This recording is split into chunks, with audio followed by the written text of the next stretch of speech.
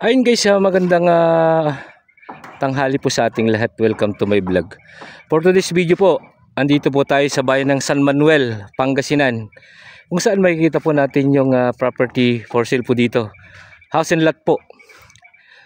Bali dito po, mula po dyan sa may pader na yan, sa may poste na yan, hanggang dun po sa may, eto, nasa 25 meters frontage po siya dito sa kalsada. Ayan, yung main road po na going San Manuel, ayan lang po guys, nasa 200 meters. Ito po, ayan, going po ng MacArthur na yan, and then going po ng bayan ng San Manuel to. Andyan po yung San Roque Dam. Ayan guys, sumusukat po ito ng 4,160 square meter po. May 5 mangga, may malaking bahay, may 2 malalaking kwarto daw po sa loob. Tapos daang guwapol na bayabas, 5 mangga, duhat, sari-sari po, mga berries, ganyan, saging, duhat, santol. Pero main ano po nila, makikita po natin mga guwapol, yung bayabas na malalaki po ay. Ayan guys, pasukin ko po dito sa loob. Ayan, 4,160 square meter po. Ang may-ari po dito as doktor at saka doktora. Ayan. Yan guys, naka-gate po siya. And then ito po yung berries. Hindi ko po alam kung anong berry to. Berry berry. Ayan guys, oh, daming bunga. Ayan, si manggang isa dito, tapos yung other na mangga andun. Tapos ito mga nara, ilang-ilang. Ito guys ay malaking bahay, kaya lang hindi po napinturahan. Ayan. Tapos yan, tawag na ito, bodega po nila ito. May sabi po ng caretaker, naka-duty po kasi yung doktor, hindi po nakakabukas. Ngayon guys, ang kwarto na malalaki dyan, 2. Yung main, yung malaking kwarto na isa, ito guys, isa may CR daw po, tapos yung isa wala. And then may CR po dito sa bandang gitna. Ayan guys, ang laking bahay. Ayan, tapos kasama na po lahat yan, mga bugimbilya po na yan. Ayan, dahil niya pong halaman, oh. Ito yung bahay, no. Ayan guys, tapos ito po yung mga ano nila, daming prutas guys, oh, mga bignay, yan, nara. Ayan. Tapos ito po yung pinaka dirty kitchen po nila. And then dito po may pahingaan pagtanghali. Ayan guys, ito po kasali po ito mula po dun sa kinatatayong ko kanina, sa gilid dito, tapos hanggang ganyan. Ito po yung gilid nito sa kabila, diretso po yan.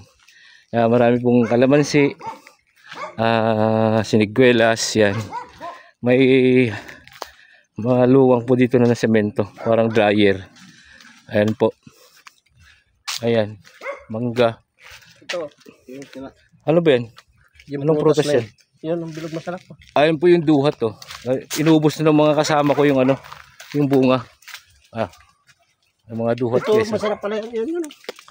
saka ito, wala na, ubos nyo na yung bunga ng duhat, oh. Ang lalaki. Di, yan o, yan o. Ito guys, hindi ko alam ito kung ano ito pong, nga yun, masarap na. ano pong prutas to. Kung alam nyo po, i-comment nyo na lang po. Ay, sarap nga. Ayan. Tapos, papakita ko po sa inyo yung itong guapol farm nila. Kasoy, mangga, dami. 120 itong guapol. 120 daw po na puno ng bayabas ito. Binabalot po nila para hindi maano ng insekto. Ito yung guys, oh. Ayan, ganyan. Malaking bayabas po yan. Ayan. Yung guapol, tinatawag po nila. Ayan. Nakabalot po lahat guys. Ayan. 120 na puno ng guapol po ito. Hanggang dun po sa may kawayan na yan, oh. Matataro nyo po yan. Ito guys, hanggang dyan po. Puro guapol po dito sa likod. Ngayon dito po sa likod guys, may unfinished na bahay. Tatlong kwarto. Ayan, may 3 kwarto pero walang bubong, walang pintuan. Hindi po natapos. Yan guys, oh. Pwede rin pong tapusin ito. Magsino po yung makakabili. Tapos may swimming pool. Nasaan ba yung pool niya? Hindi ba? May pool pa doon. Okay. Nyug. Yan, guys. Tapos, Kalamansi, may kalamansi sa gilid. kalamansi sa gilid-gilid. Ito po yung kanya, pathway, pinaka-pathway. And then, may unfinished swimming pool po dito sa likod. Ayan guys, oh. Na ano na siya. May bakod-bakod na. Hindi early. Swimming pool ba to? Swimming pool. Ito guys, oh. Pwede rin gawing itong kwan. Fish pan. Fish pan. Yan guys, oh. Kita po nyo na yan. 1, 2, 3, 4, 5. Tapos yung maluwang po na yan. Dati bubun na pa yata. Okay. Buong paligid guys, isa na padiran. Yan guys, oh. Makikita nyo na yan. Ayan, pader po yan. Bakuran siya. Sa dito sa likod. Pero this side, tawag na ito. Barbed wire, tsaka yung ano, yung anong tawag dun sa kwan na yun. Sterling. Ayan po. Ayan. Pwedeng pong fish pan ito guys. Kasi, pwede ring fish pan, pwede ring gawing full.